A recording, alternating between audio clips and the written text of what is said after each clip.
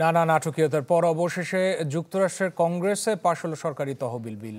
House of রিপ্রেজেন্টেটিভে পাশ হওয়ার পর Democratic নিয়ন্ত্রিত সিনেটে এই বিলটি পাশ হয়। শনিবার মধ্যরাতে সিনেটে 85-11 ভোটে এই বিল পাশ হয়েছে। এর ফলে আপাতত শাটডাউনের কবল থেকে বাঁচল যুক্তরাষ্ট্র। এর আগে রিপাবলিকান নিয়ন্ত্রিত হাউস অফ রিপ্রেজেন্টেটিভে পাশ হয় এই বিলটি। এখন শুধুমাত্র প্রেসিডেন্ট জো বাইডেনের স্বাক্ষরের অপেক্ষা। সিনেটে এই বিল পাশ না হলে শাটডাউনের মুখে পড়ত যুক্তরাষ্ট্র। ফলে জরুরি সেবা বাদে অন্যান্য সেবা খাতের কার্যক্রম বন্ধ হয়ে যেত।